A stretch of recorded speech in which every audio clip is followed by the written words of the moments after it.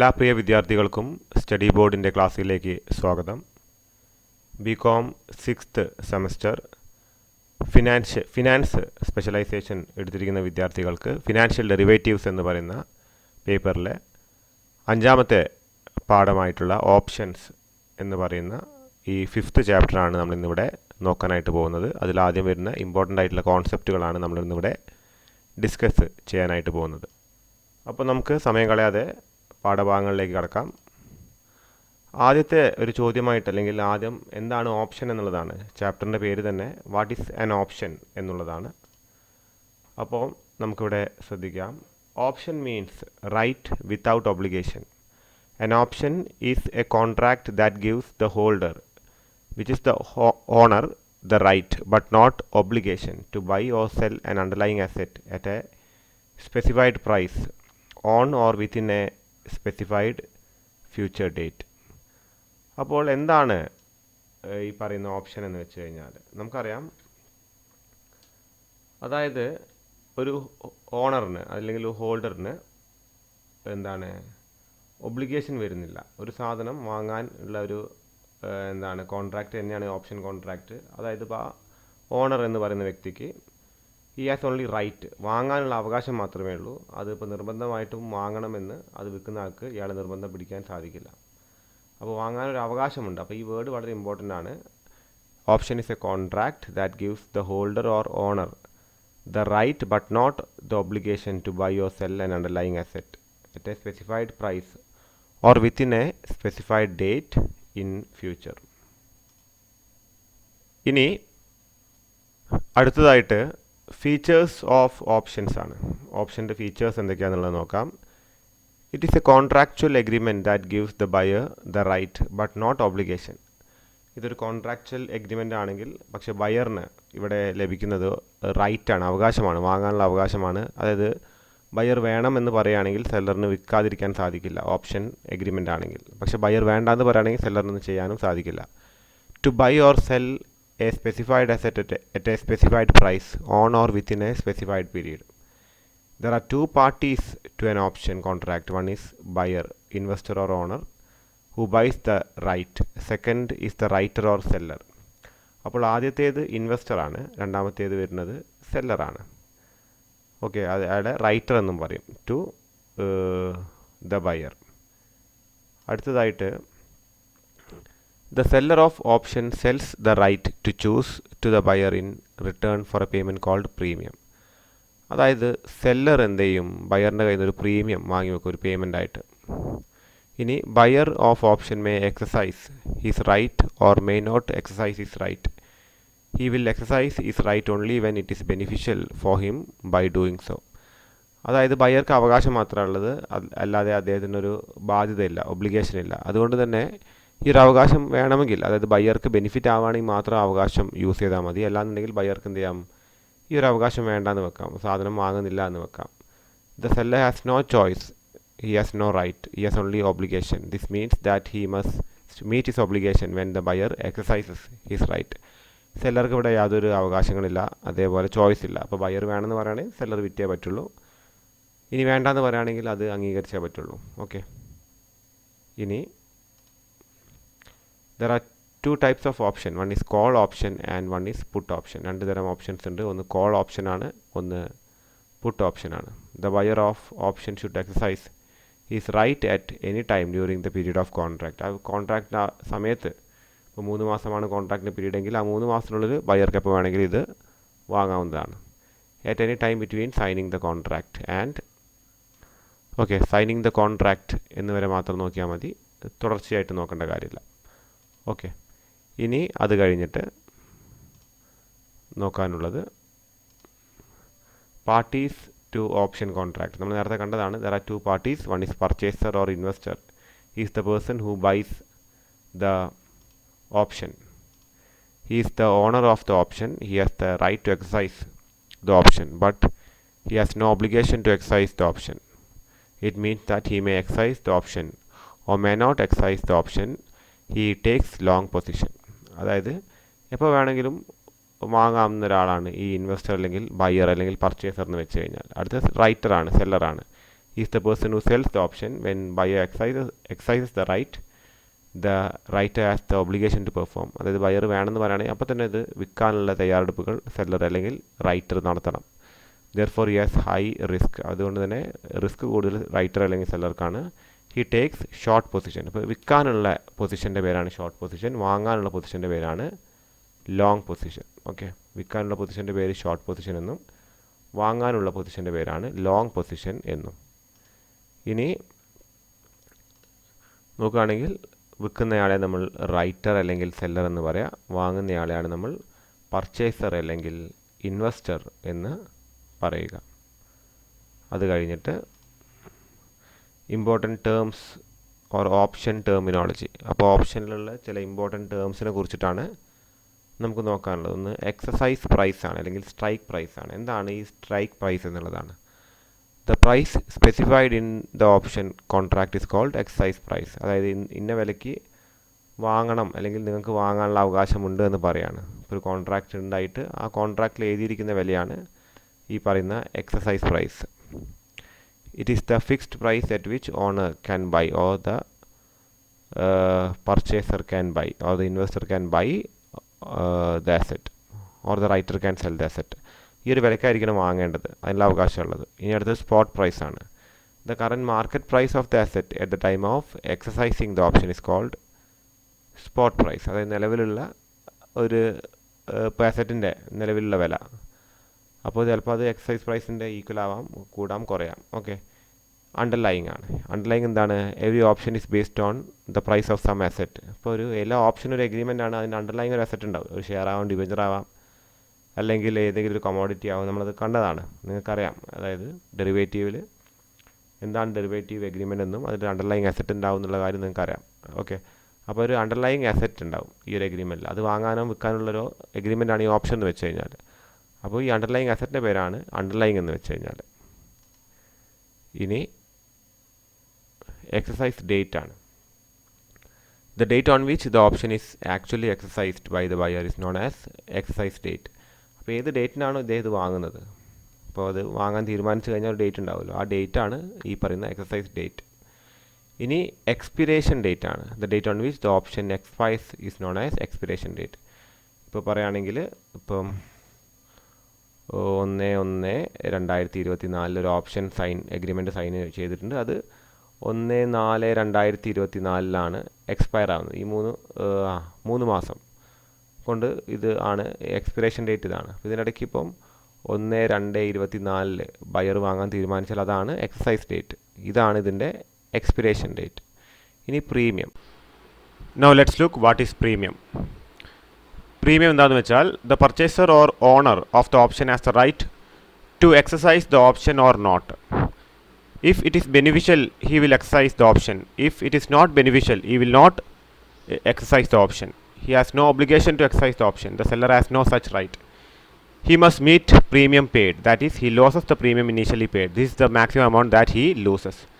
അപ്പോൾ ഇവിടെ കൊടുത്തിരിക്കുന്നത് നമ്മുടെ പർച്ചേസർ, അദ്ദേഹത്തിനാണ് അവകാശമുള്ളത് ഈ ഓപ്ഷൻ വാങ്ങണമോ വേണ്ടയോ എന്നുള്ളത്. അപ്പോൾ സെല്ലർക്ക് ഒരു തരത്തിലുള്ള അവകാശങ്ങൾ വരുന്നില്ല. അപ്പോൾ ബെനിഫിറ്റ് ഉണ്ടെങ്കിൽ മാത്രമേ പർച്ചേസർ വാങ്ങുള്ളൂ.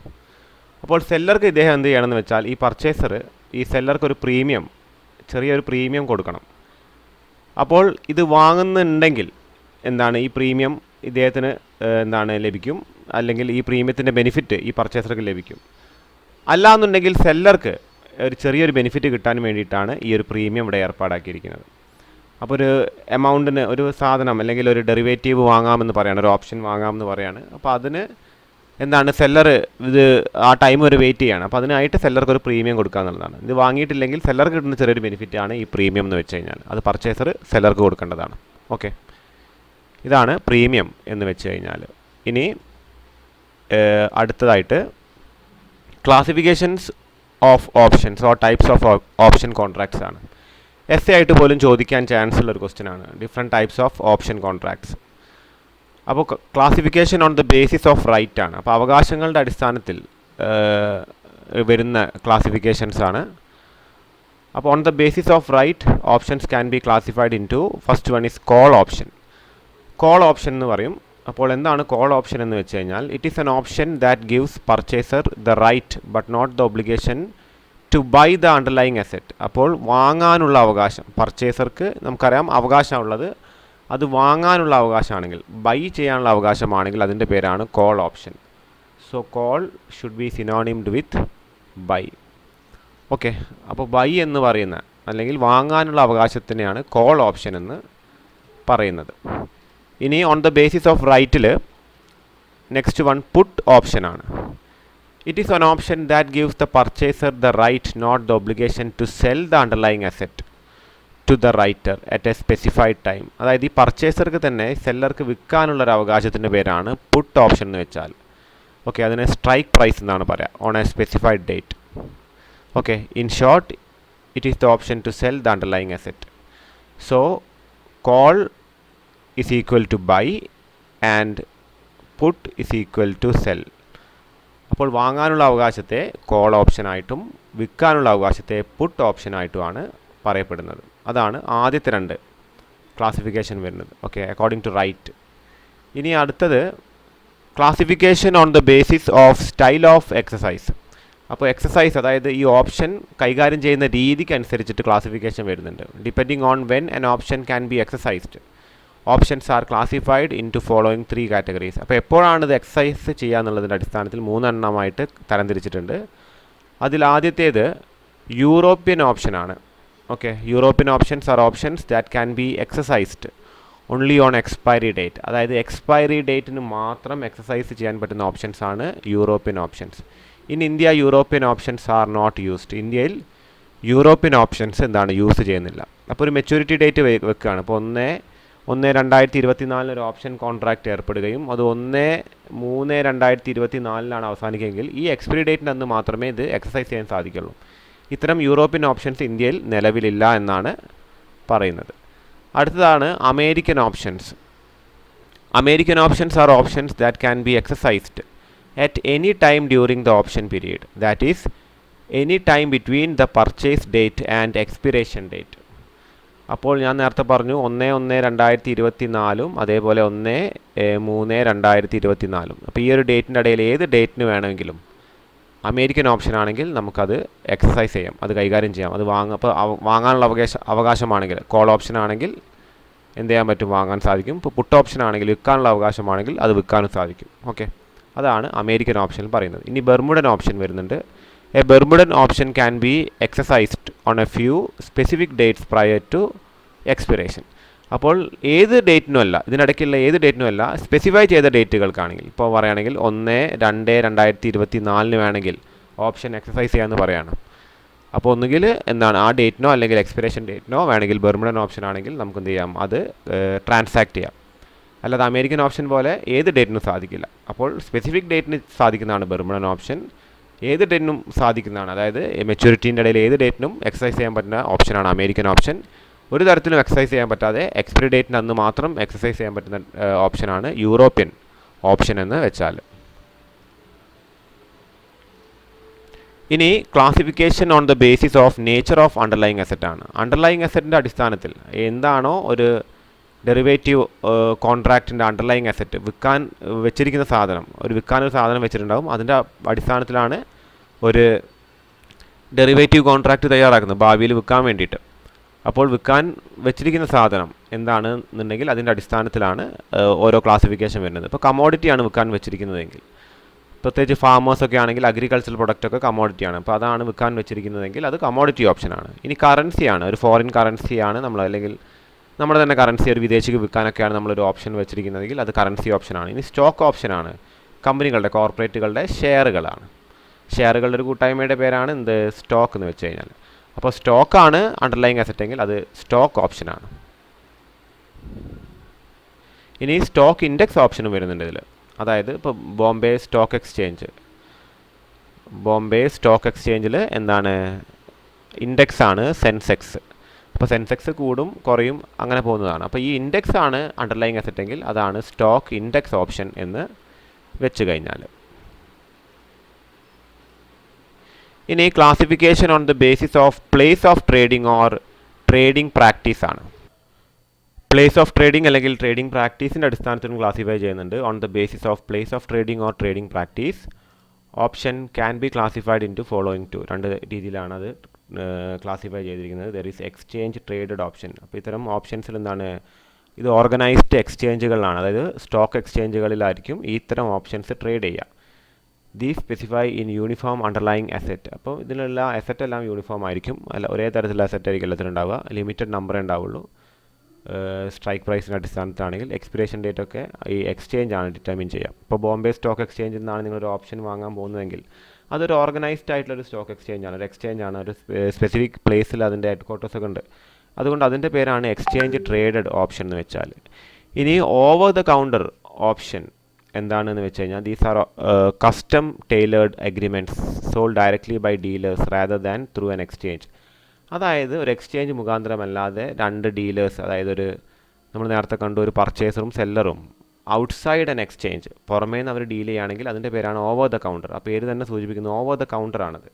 അത് അവർ എന്താണ് പ്രൈവറ്റ് ആയിട്ട് ഡീൽ ചെയ്യുന്നതാണ്. ഓക്കെ, അപ്പോൾ ഇതാണ് on the classification on the basis of trading or trading പ്രാക്ടീസിൽ വരുന്ന രണ്ട് തരത്തിലുള്ള options. Other types of options വരുന്നുണ്ട്. ഓക്കെ, അതർ ടൈപ്സിൽ വരുന്നത് there are some other types of option. They are real option വരുന്നുണ്ട്. It is a choice that an investor has when investing in real economy in production of goods or service rather than in financial contract. അപ്പോൾ real option എന്ന് വെച്ച് കഴിഞ്ഞാൽ ഗുഡ്സിലും സർവീസിലൊക്കെ കൂടുതൽ invest ചെയ്യുക. നമ്മൾ commodity ഓപ്ഷനൊക്കെ കൂടുതലായിട്ട് real ഓപ്ഷനാണ്. അതേപോലെ മറ്റ് സർവീസുകളിലൊക്കെ, അപ്പോൾ അതിലേക്കാണ് ഇൻവെസ്റ്റ് ചെയ്യുന്നതെങ്കിൽ റിയൽ ഓപ്ഷനാണ്. പിന്നെ വനീല ഓർ എക്സോട്ടിക് ഓപ്ഷനാണ്. A vanilla option is a simple or well understood option, but exotic options are more complex or less understood. European options and American options on stock and bonds are generally considered to be plain vanilla. Asian options, look back options, barrier options, hybrid options are exotic. നമുക്ക് പെട്ടെന്ന് മനസ്സിലാക്കുന്ന options ആണ് vanilla options. അത് European American options ഒക്കെയാണ്. Asian രാജ്യങ്ങളിലുള്ള options ആയിട്ടുള്ള look back options, barrier options ഒക്കെ എന്താണെന്ന് വെച്ചാൽ അത് എക്സോട്ടിക് ഓപ്ഷൻസ് ആണ്, നമുക്ക് മനസ്സിലാക്കിയെടുക്കാൻ പ്രയാസമാണെന്നാണ് പറയുന്നത്. ഇനി അടുത്ത ടൈപ്പ് ഓഫ് ഓപ്ഷൻ ആണ് warrants. These are long dated options. These are generally traded over the counter. അപ്പോൾ വാറൻസ് അധികം എക്സ്ചേഞ്ചിൽ അല്ല, അല്ലെങ്കിൽ സ്റ്റോക്ക് എക്സ്ചേഞ്ചുകളിലല്ല ട്രേഡ് ചെയ്യുന്നത്, അത് ഓവർ ദ കൗണ്ടറാണ്. അത് ലോങ് ഡേറ്റഡ് ഓപ്ഷൻസ് ആണ്. നെക്സ്റ്റ് ലീപ്സ് ആണ്. ലീപ്സിൻ്റെ ഫുൾ ഫോം, അല്ലെങ്കിൽ ഈ ലീപ്പ് ഒരു ആക്രോണിമാണ്. അതിൻ്റെ ഫുൾ ഫോം എന്താണെന്ന് വെച്ചാൽ long term equity anticipation securities ആണ്. Long term equity, L for long, E for equity, L for long term, E for equity, A for anticipation, and anticipationലാണ് ഈ പിയും കൂടി വരുന്നത്. Equity anticipation, A and P. S for security. അപ്പോൾ long term equity anticipation securities എന്നാണ് ലീപ്സിൻ്റെ full form. These are options having maturity up to 3 years. 3 വർഷം വരെ മെച്യൂരിറ്റി ഉള്ള ഓപ്ഷൻസ് ആണ് ഈ പറഞ്ഞ leaps. So full form long term equity anticipation securities. Next, baskets ആണ്. These are options on portfolios of underlying assets. The underlying asset is usually moving average of a basket of assets. ഒരുപാട് അസറ്റ്സിൻ്റെ ഒരു average ആയിരിക്കും ഈ ബാസ്ക്കറ്റ്സിൽ ഉണ്ടാവുക. ഒരൊറ്റ commodity ആയിരിക്കും underlying asset ആയിട്ട് ഉണ്ടാവുക, ഒരുപാട് അസറ്റ് ഉണ്ടാവും, അതിൻ്റെ ഒരു ആവറേജ് ആയിരിക്കും. These are baskets. അതുകൊണ്ടാണ് ബാസ്ക്കറ്റ് എന്ന് വിളിക്കുന്നത്.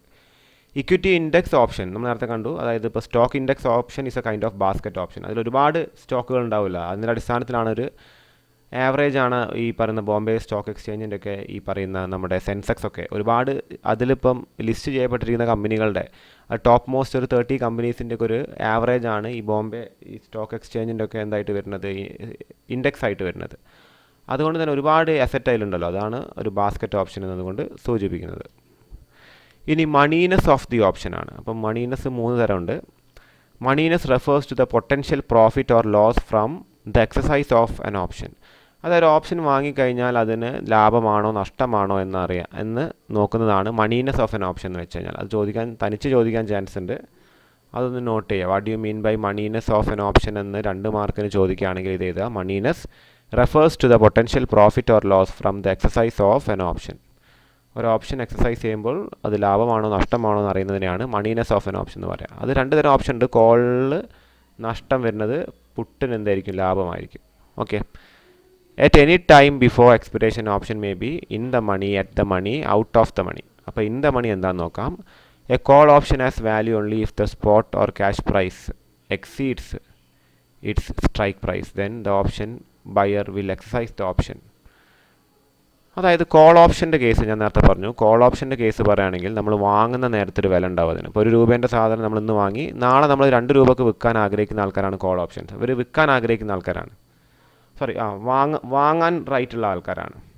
അപ്പോൾ ഇതിൻ്റെ വില കുറയണം നമ്മൾ വാങ്ങണ നേരത്തെ. അപ്പോൾ വിൽക്കണ വില എന്തായിരിക്കണം, കൂടുകയും വേണം. ഓക്കെ, അപ്പോൾ ഇവിടെ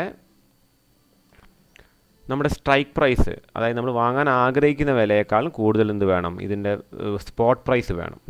ഓക്കെ, അപ്പോൾ ഞാൻ നാളെ ഒരു സാധനത്തിന് 100 രൂപക്ക് വാങ്ങാമെന്ന് പറഞ്ഞു. നാളെ അതിന് 120 രൂപയായി.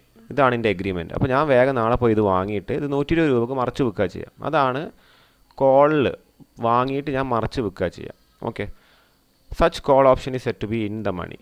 In short, call option is in the money if spot price is greater than strike price. A put option is in the money if spot price is less than strike the money. അപ്പോൾ in the money call option എന്താണ്, നമ്മുടെ spot price എന്താണ്, spot price strike പ്രൈസിനെക്കാട്ടും കൂടണം. Okay, അപ്പോൾ in the money, അപ്പോൾ ഇത് വരുന്നത് call option specific ആയിട്ടാണ്. അപ്പോൾ ഇവിടെ നിങ്ങൾ കോൾ ഓപ്ഷൻ എന്നും കൂടി എഴുതണം. കോൾ ഓപ്ഷന് ഈ സ്പോട്ട് പ്രൈസ് സ്ട്രൈക്ക് പ്രൈസിനെക്കാട്ടും കൂടുകയാണെങ്കിൽ അതെന്താണ്, ഇൻ ദ മണിയാണ്.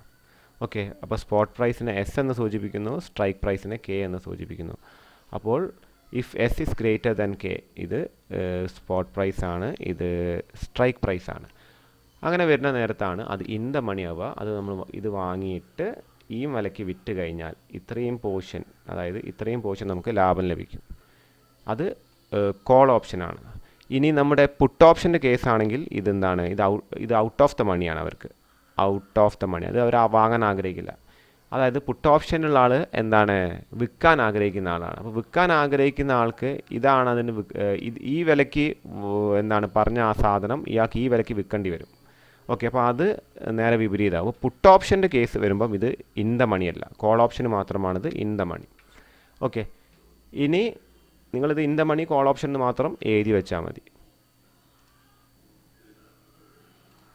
അടുത്തത് ഔട്ട് ഓഫ് ദ മണിയാണ് OTM option. As already stated, options will not be exercised if they have no value. Such options are said to be out of the money options. An out of the money option is an option that would lead to negative cash flow if it were exercised immediately. Thus, call option is out of the money if spot price is less than strike price. Spot price strike പ്രൈസിനെക്കാട്ടി നമ്മൾ നാളെ 120 രൂപക്ക് സാധനം വാങ്ങാമെന്ന് പറഞ്ഞു. ശ്രദ്ധിക്കുക, നാളെ നമ്മൾ 120 രൂപയ്ക്ക് വാങ്ങാമെന്ന് പറഞ്ഞു. നാളെ 100 രൂപ മാത്രമാണ് സാധനത്തിന് വന്നത്. അപ്പോൾ ഈ 120 രൂപക്ക് വാങ്ങി 100 രൂപക്ക് മറിച്ച് വെക്കുന്നത് നമുക്ക് നഷ്ടമാണ്. സോ എന്തായിരിക്കണം, സ്ട്രൈക്ക് പ്രൈസ് എന്താണ്, ഇത് സ്പോട്ട് പ്രൈസിനെക്കാട്ടിയും വില കുറവാണ്. Spot price means market value ആണ്, ഇത് നമ്മൾ വാങ്ങാൻ വിചാരിച്ച പൈസയാണ് സ്ട്രൈക്ക് പ്രൈസ്. അപ്പോൾ അത് കോൾ ഓപ്ഷൻസ് ആണെങ്കിൽ കോളാണ് കൂടുതൽ നടക്കുക. അപ്പോൾ അതുകൊണ്ട് തന്നെ അതിൻ്റെ അടിസ്ഥാനത്തിൽ പറയുന്നത് ഔട്ട് ഓഫ് ദ മണിയാണ്. ഇനി പുട്ട് ഓപ്ഷൻ്റെ കേസ് ആണെങ്കിൽ ഇത് ഇൻ ദ മണിയാണ്. ഇൻ ദ മണിയാണ്. കാരണം ഇവർക്ക് ഈ പറഞ്ഞ എന്താണ്, ഇവരെന്താ ചെയ്യാന്ന് വെച്ച് കഴിഞ്ഞാൽ ഇതാണ് സ്പോട്ട് പ്രൈസ് എങ്കിൽ ഇത് കടം വാങ്ങിയിട്ട് ഇവർ ഇത് വിൽക്കും. എന്നിട്ട് ഇതിന് കിട്ടുന്ന എന്ത് ചെയ്യും, 20 രൂപ വെച്ചിട്ട് ഈ കടം വീട്ടും 100 രൂപക്ക്. അതാണ് പുട്ട് ഓപ്ഷനിൽ ചെയ്യാം. അപ്പോൾ അതുകൊണ്ട് തന്നെ അവർക്കത് ലാഭമാണ്. ഓക്കെ, അപ്പോൾ ഔട്ട് ഓഫ് ദ മണി ഇത് കോൾ ഓപ്ഷന് മാത്രമാണ്. ഔട്ട് ഓഫ് ദ മണി ഇത് കോൾ ഓപ്ഷൻ്റെ ഔട്ട് ഓഫ് ദ മണിയാണ്. കോൾ ഓപ്ഷൻ്റെ ഇൻ ദ മണി നമ്മൾ ആദ്യം കണ്ടു. Call option out of the മണിയിൽ സ്പോട്ട് പ്രൈസ് എന്തായിരിക്കും, spot price will be less than strike price. പക്ഷേ ഇത് പുട്ട് ഓപ്ഷൻ എന്താണ്, ഇതേ സാധനം പുട്ട് ഓപ്ഷൻ ഇത് ഔട്ട് ഓഫ് ദ അല്ല, ഇൻ ദ മണിയാണ്. ഇത് ഇൻ ദ മണിയാണ് എന്ത്, പുട്ട് ഓപ്ഷൻ. ഓക്കെ, അതും കൂടി വേണമെങ്കിൽ നിങ്ങൾക്ക് സൂചിപ്പിക്കാം. അപ്പോൾ കോൾ ഓപ്ഷൻ എന്നുള്ളത് പ്രത്യേകമായിട്ട് പറഞ്ഞു വെക്കണം. ഇനി at the മണിയാണ്. If the spot price and strike price are same, the option whether call or put is at the money option. Thus at the money option that would be lead to zero cash flow. അതായത് at the മണിയിൽ എന്താണ്, ഒരു തരത്തിൽ ലാഭം വരുന്നില്ല. അപ്പോൾ at the money both call ഓപ്ഷനും put ഓപ്ഷനും സെയിം ആണ്. അതായത് സ്പോട്ടും സ്ട്രൈക്കും സെയിം ആവുന്ന നേരത്ത് കോൾ ഓപ്ഷനും പുട്ട് ഓപ്ഷനും ഒരു ലാഭമില്ല നമുക്ക്. നമ്മൾ ഈ വിലയ്ക്ക് വാങ്ങിയിട്ട് ഇതിന് മറിച്ച് വിട്ടിട്ട് കാര്യമില്ല. അതേമാതിരി ഈ സാധനം ഈ വിലയ്ക്ക് കടം വാങ്ങിയിട്ട് ഇത് വിറ്റിട്ട് എന്താണ് ഈ കടം ഈ വിലയ്ക്ക് തീർത്തിട്ട് കാര്യമില്ല. അതായത് ഇപ്പോൾ പുട്ട് ഓപ്ഷൻ്റെ കേസ് പറയുകയാണെങ്കിൽ ഇപ്പോൾ സ്പോട്ട് പ്രൈസ് അതിന് മാർക്കറ്റ് വാല്യൂ 90 രൂപ, അതിന് സ്ട്രൈക്ക് പ്രൈസ് നമ്മൾ 100 രൂപ വെച്ചിട്ടുണ്ട്. അപ്പോൾ നമ്മൾ എന്ത് ചെയ്യുന്നത് വെച്ചാൽ വിൽക്കാനുള്ള അവകാശമാണല്ലോ. അപ്പോൾ നമ്മൾ എന്ത് ചെയ്യും, ഇത് കടം വാങ്ങും, അതാണ് പറയുക. അപ്പോൾ ഇത് കടം വാങ്ങിയിട്ട് ഈ വിലയ്ക്ക് വിൽക്കും. അപ്പോൾ നമുക്ക് 100 രൂപ കിട്ടി. ഇനി ഈ കടം വാങ്ങിയ സാധനത്തിൻ്റെ 90 രൂപ തിരിച്ചു കൊടുക്കും. അപ്പോൾ 10 രൂപ നമുക്ക് ലാഭം കിട്ടും. അതൊന്നും ഇവിടെ ലഭിക്കാൻ പോകുന്നില്ല. അപ്പോൾ 100 രൂപേൻ്റെ സാധനം അപ്പോൾ ഇവിടെ 100 ആണെങ്കിൽ ഒരു തരത്തിൽ ലാഭം വരാൻ പോകുന്നില്ല. അപ്പോൾ അത് അറ്റ് ദ മണിയാണ്. അപ്പോൾ no profit and no loss ആണ്.